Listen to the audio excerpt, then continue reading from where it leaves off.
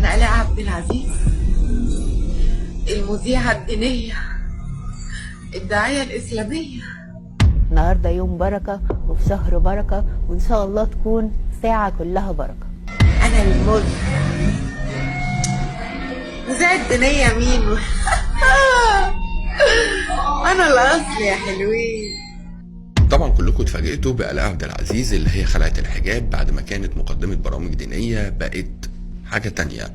يا ترى ايه اللغز وايه اللي خلانا نطلع نتكلم في كلمتين مهمين وفي حاجات لازم تعرفوها؟ اهلا بكم في حلقة جديدة مع يونس محمد.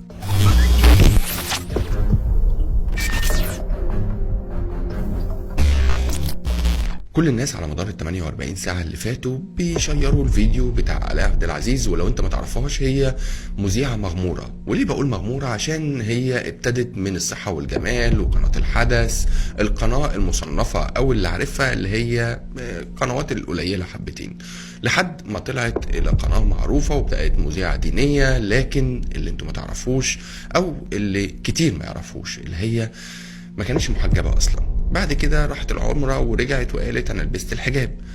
قبل الفقرة ديت، قبل ما تدخل في قصة المذيعة الدينية، كانت اول واحدة تعمل حفل خلع، اللي هي اتطلقت من جوزها وقالت حسب كلامها يعني اللي كان بيطفي فيها السجاير يا عيني وهي مبسوطة وفرحانة. لكنها قبلها برضو كانت اعلنت ان هي هتعمل مفاجأة مع حمو بيكا. ده كله ما بيجيبش ترند، ده كله ما بيأكلش عيش. ما هي مش كل شويه هنصنع الترند، ما هي الفرقعه بتاعت اللي انا اتطلقت من جوزي وعامله حفله الناس عرفتها شويه، بعد كده اجيب حمو بيكا واطلع معاه برضو ما عملش اللي احنا عايزينه. طب ادخل في سكه اللي انا لبست الحجاب واعمل برامج دينيه بعد برامج الطبخ، ممكن هتجيب، ممكن تجيب. طب ما يلا بينا نعمل. طب عملتها، ماذا بعد؟ مفيش جديد. طب ما الجديد لازم يبقى جديد زي ما بيتقال. عشان كده انا اقلع الحجاب، ومش الحجاب بس، انا اقلع المبادئ والقيم، انا اقلع الوش اللي انا كنت لابسه عشان احقق الغرض. ما هو ربنا يهدي من يشاء، ما هو لو الهداية بجد عمرك ما تعملي كده. اصل لو الفيديو احنا بصينا له وقلنا يا عيني ده هي مريضة، هي مش مريضة. كلكم عارفين أنا مين؟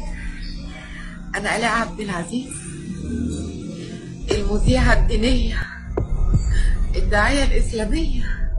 النهارده يوم بركة وفي شهر بركة، وإن شاء الله تكون ساعة كلها بركة.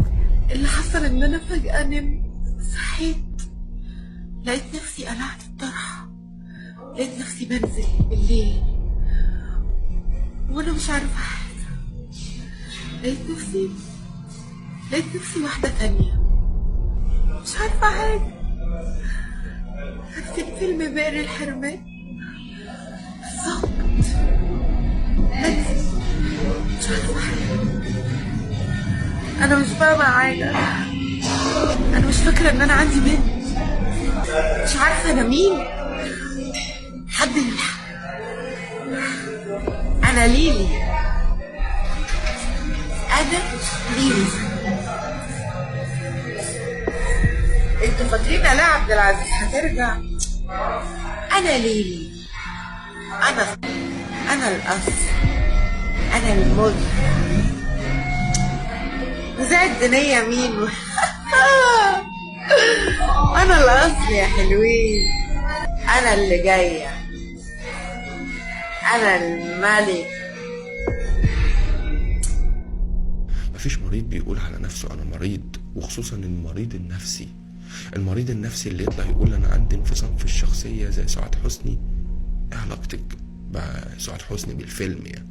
انت عايزة توصفي لنفسك المرض وتشخصي لنفسك المرض وتقولي المرض علاجه ايه وانا زي مين، ويبقى انت تتصدقي اللي انت مريضة.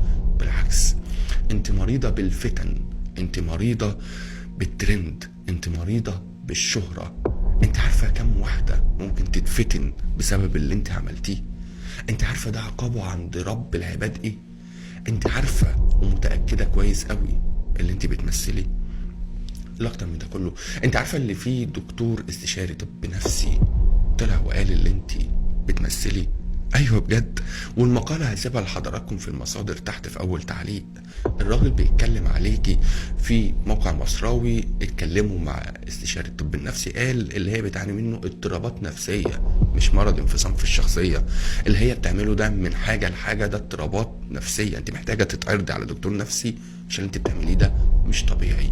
اللي انت بتعمليه ده جنون الترند، اللي انا ابيع اي حاجه عشان اوصل لهدفي، وهدفي اللي انا اخلي الناس تبقى عارفاني حتى لو بالسوء، حتى لو بحاجه وحشه. انت ما تعبتيش ولا اجتهدتي على نفسك، انت ما حددتيش انت عايزه ايه. انا عايزه ابقى مشهوره وخلاص، انا عايزه ابقى مذيعه والناس تشاور عليا وخلاص. ايه اللون اللي واكل ويجيب؟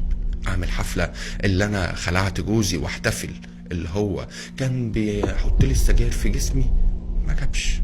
اجيب حمو بيكا برضو ما جابش. البس الحجاب الناس تتكلم عليها شويه. ابقى مذيع برامج دينيه ما نجحتش. اصل في ناس دي شغلانتهم ودي حكايتهم وده اللي بيعملوه من قلوبهم، لكن انت بتعملي عكس اللي في قلبك. ولو نجحتي وقدرتي تعرفي انت عايزه ايه، اكيد الناس مش هتنتقدك. انت عارفه اللي مفيش حد اتعاطف معاكي ولا صدقك ولا حتى قال دي مريضه ربنا يشفيها. كل الناس عارفه اللي انت بتمثلي، وانا وانت عارفين اللي انت بتمثلي. عشان كده لو انا طالع النهارده حابب اقول لك ربنا يهديكي لنفسك، اللي انت هتبقي سبب اللي ناس كتير تتفتن، وربنا يكفينا نبقى سبب الفتنه. ربنا يبعدنا عن حاجه زي دي.